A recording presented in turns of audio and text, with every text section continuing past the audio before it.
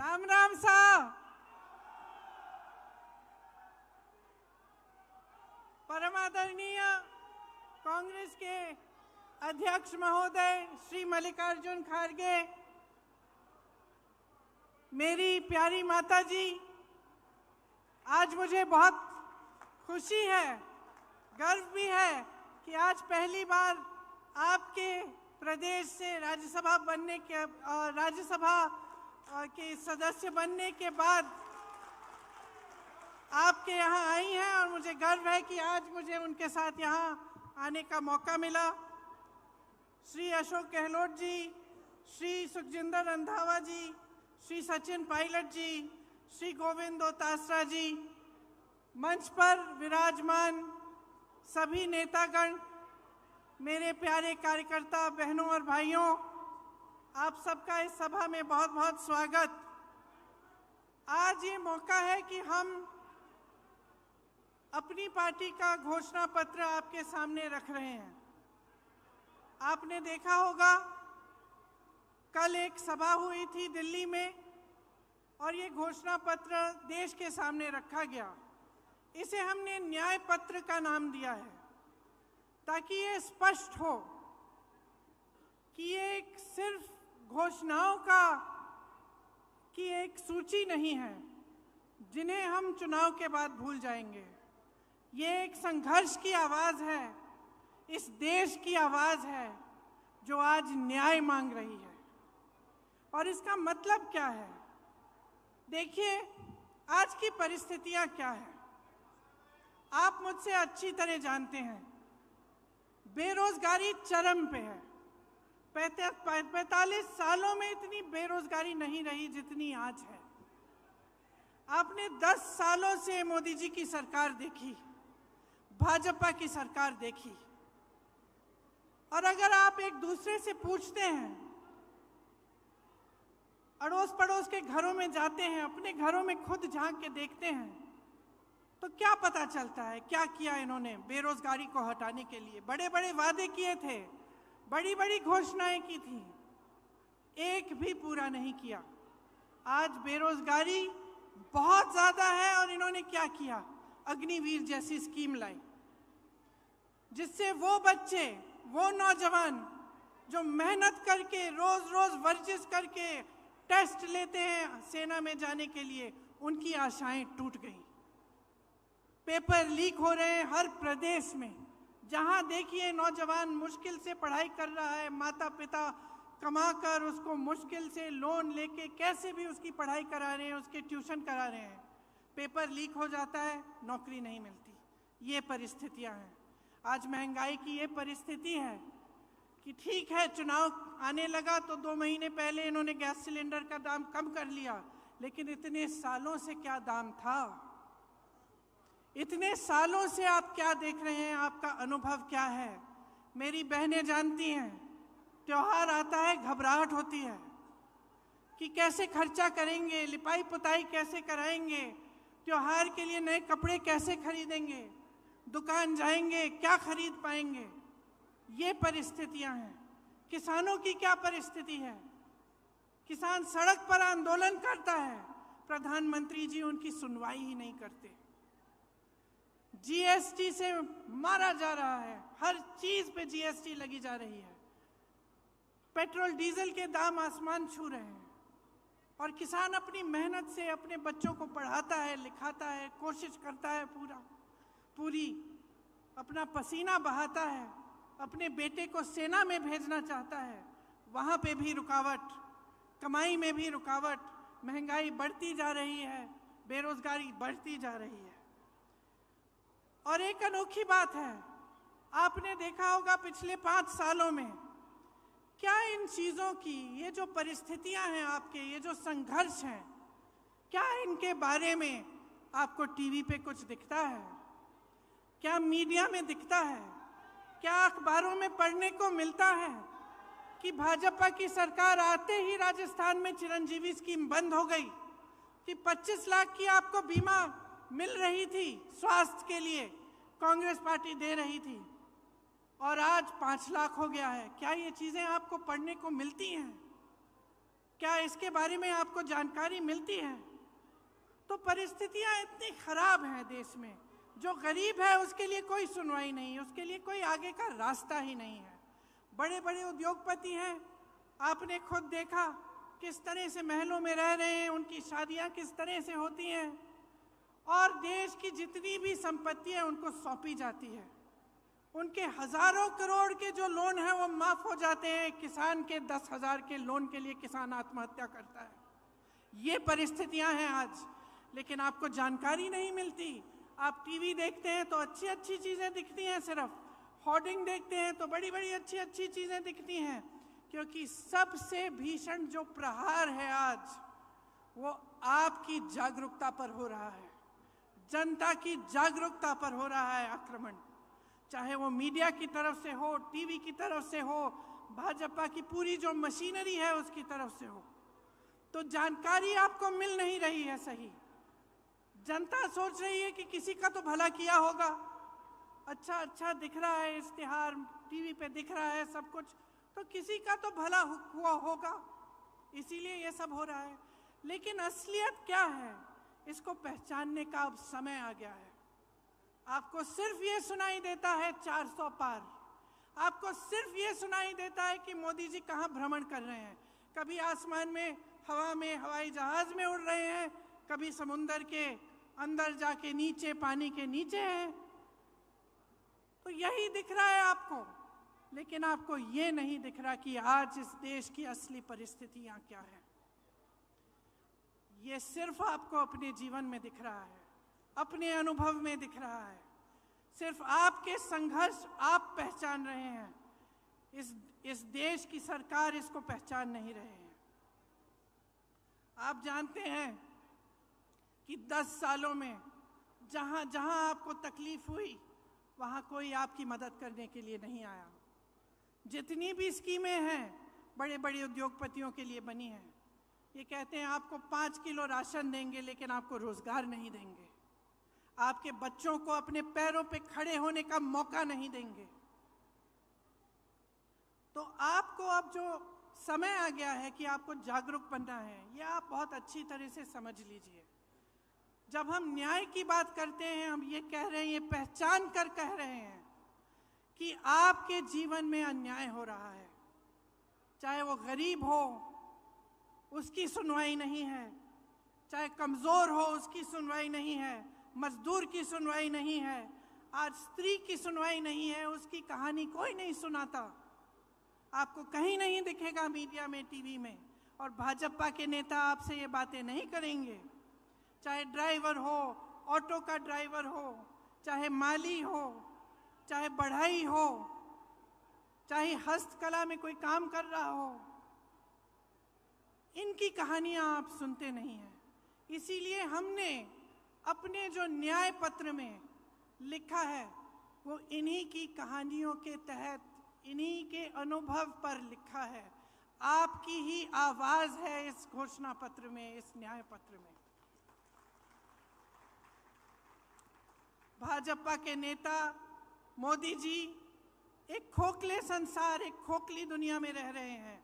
गाजे बाजे में, शोहरत में आपको सिर्फ अच्छा अच्छा दिखता है, बड़ी बड़ी इवेंट बाजी दिखती है।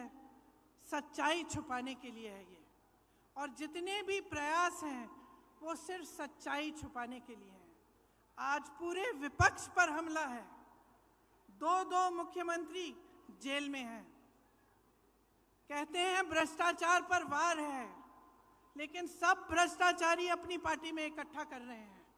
सारी पार्टियों के जितने भ्रष्टाचारी हैं उनको सब न्योता देके, वो निमंत्रण देके ले रहे हैं, और अचानक उनकी पार्टी में जाते ही स्वच्छ हो जाते हैं, कोई उनके बारे में सवाल नहीं उठाता। तो ये बहाना है, ये पूरा बहाना है कि इनकी दुनिया सक्षम रहे, बड़े बड़े उद्योगपतियों की, इनकी, और वो भी गिने चुने उद्योगपति हैं, सारे उद्योगपति नहीं हैं। बहुत सारे ऐसे उद्योगपति हैं जो देश के लिए दिन रात काम करते हैं, जो रोजगार बनाते हैं। इनके जो गिने चुने मित्र हैं उनको सारी संपत्ति सौंपी जा रही है। ये उन दूसरे उद्योगपतियों के साथ भी अन्याय है। तो ये पूरी जो परिस्थितियां हैं देश की, इनको समझने की बहुत खास ज़रूरत है। आज जो आप वोट डालने जा रहे हैं, वो वोट इस देश के लोकतंत्र को बचाने के लिए जा रहा है। अब ये बात आपने बहुत सुनी होगी और कभी कभी आप पूछते भी होंगे कि भाई कैसे हमारा लोकतंत्र असुरक्षित कैसे है। तो ये असुरक्षित इसलिए है क्योंकि जितनी भी ऐसी संस्थानें हैं और जो बड़ी बड़ी इंस्टीट्यूशंस हैं जो लोकतंत्र को बचाने के लिए हैं, उनको कमज़ोर किया गया है, उनका गलत तरह से इस्तेमाल हो रहा है।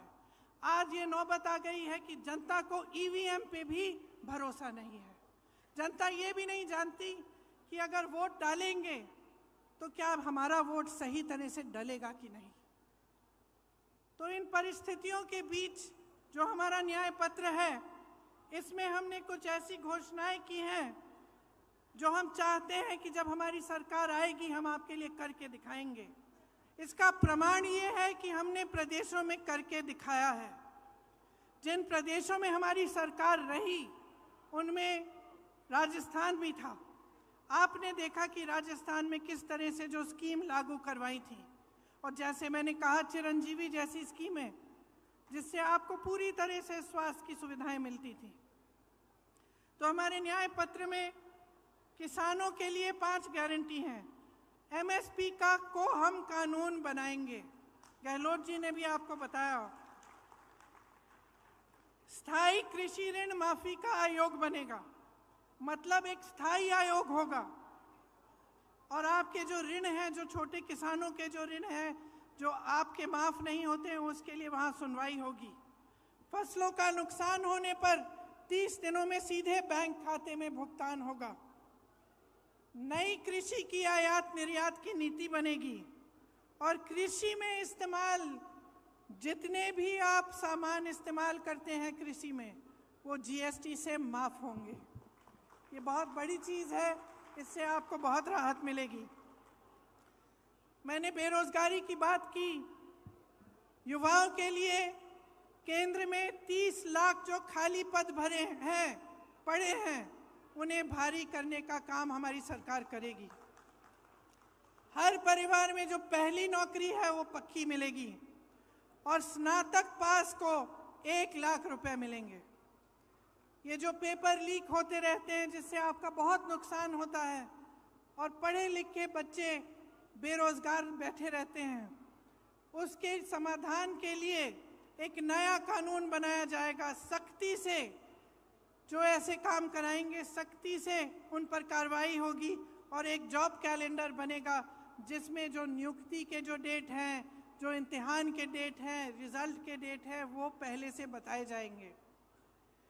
जो लोग गिग इकोनॉमी में काम करते हैं, गिग इकोनॉमी मतलब जैसे शहरों में आप जो डिलीवरी वाले युवा हैं जो डिलीवरी करते हैं, इस तरह की जो नौकरियां हैं, इनको सामाजिक सुरक्षा मिलेगी और एक 5,000 करोड़ रुपए का फंड बनेगा युवाओं के लिए, ताकि युवा जब अपने कारोबार शुरू करना चाहें तो उनको लोन मिलेगा और उनको पैसे दिलवाए जाएंगे। महिलाओं के लिए खास हमने कुछ सोचा है कि हर जो गरीब महिला है उसे सालाना 1 लाख रुपए सरकार से मिलेंगे। केंद्र में जो नई भर्तियां हैं उनमें से 50% महिलाओं को दी जाएंगी। आशा, आंगनवाड़ी, मिड डे मील वेतन में केंद्र का योगदान 2 गुना होगा और हर पंचायत में एक अधिकार मैत्री होगी जो महिलाओं को अपने अधिकारों के बारे में बताएगी। कामकाजी महिलाओं के लिए हॉस्टल होने चाहिए, देश में काफ़ी नहीं है, उनकी जो संख्या है उसको 2 गुना किया जाएगा और हर जिले में कम से कम एक ऐसा हॉस्टल होगा। आदिवासी भाई बहनों के लिए भी हमने गारंटी किया है कि वन अधिकार अधिनियम लागू किया जाएगा और एक स्पेशल बजट, स्पेशल प्लान बनाया जाएगा। भूमि अधिग्रहण कानून में जो संशोधन किए गए थे वो वापस लिए जाएंगे और राज्यों में पैसा के अनुसार कानून लागू किए जाएंगे, जिससे जहां आदिवासियों की आबादी ज़्यादा है वे अनुसूचित क्षेत्र घोषित किए जाएंगे। 1 साल के अंदर अंदर जितनी भी FRA के क्लेम हैं उनका निपटान किया जाएगा और लघु वन उपज जो है उनको भी MSP के दायरे में लाया जाएगा। श्रमिकों के लिए हमने कुछ सोचा है कि उनके स्वास्थ्य के अधिकार की कानूनी गारंटी देना चाहते हैं। जांच से इलाज तक पूरी सेहत की देखभाल की सुविधाएं उनको मिलनी चाहिए और राष्ट्रीय न्यूनतम मजदूरी 400 रुपये प्रतिदिन की गारंटी हम करेंगे। और शहरी क्षेत्रों के लिए रोजगार गारंटी का कानून लागू होगा, जिस तरह से ये कानून गांव में लागू होता है। देखिए, ये हम न्याय की गारंटी दे रहे हैं आपको। हम लोकतंत्र की रक्षा करेंगे। हमारे पूर्वजों ने इस लोकतंत्र को बनाने के लिए अपना खून बहाया है। इसी कांग्रेस पार्टी ने, जिसके आप मेरे कार्यकर्ता भाई बहन यहाँ बैठे हैं, इसी कांग्रेस पार्टी ने इस देश के स्वतंत्रता संग्राम को बनाया और उसमें अपना तमाम नेताओं ने जान दी, जीवन दिया और इस देश का निर्माण किया है। मैं सिर्फ एक आग्रह करना चाहती हूँ अपने कार्यकर्ता भाई बहनों से और खास तौर से इस देश की जनता से, इस देश के एक एक नागरिक से ये मेरा आग्रह है, इस चुनाव को आप अपने मुद्दों पर लड़वाइए। जो आपके जीवन का अनुभव है वही सत्य है, वही सच्चाई है। जो आपको दिखाई दे रहा है टीवी पे, इश्तिहारों पे, होर्डिंग्स पे, ये सच्चाई नहीं है। जो ये मोदी जी ने इवेंट बाजी बना रखी है, गाजा बाजा, ये सब जो लोग सोचते हैं कि धर्म के नाम पर, जाति के नाम पर या आपका ध्यान कहीं और आकर्षित करके गद्दी पर सुरक्षित रहेंगे, उनको सच्चाई दिखाइए। क्योंकि जब तक आप अपने अनुभव पर उतरकर अपना वोट नहीं देंगे, जब तक आप अपनी सच्चाई, अपने सत्य, अपने अनुभव के आधार पर इस देश के निर्माण को नहीं करवाएंगे, तब तक ये हालात बदलेंगे नहीं। और हम ये हालात बदलना चाहते हैं। हम आपके हालात बदलना चाहते हैं। हम चाहते हैं कि आप अपने पैरों पे खड़े हों, कि सब सुविधाएं आपको मिलें, कि देश की सारी संपत्ति आपके हाथों में जाए। इसीलिए ये चुनाव आपका चुनाव होना चाहिए। ये चुनाव इस देश के लिए होना चाहिए, इस देश की धरती के लिए, इस देश की मिट्टी के लिए, इस देश के लोकतंत्र के लिए, इस देश के संविधान को बचाने के लिए। और मेरी पूरी उम्मीद है कि इसी आधार पर आपका वोट जाएगा।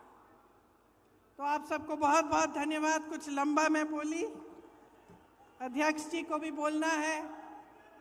आपने बहुत ध्यान से मेरी बातों को सुना है, इसके लिए बहुत बहुत धन्यवाद। मेरे साथ एक बार बोलिए, जय हिंद। धन्यवाद मैडम। अब मैं आग्रह करूंगा श्रीमती सोनिया गांधी जी से, खड़गे साहब से, प्रियंका जी से और हमारे संपूर्ण मंच से कि देश का विजन न्याय पत्र 2024 राजस्थान की जनता के लिए यहां पे जारी करें।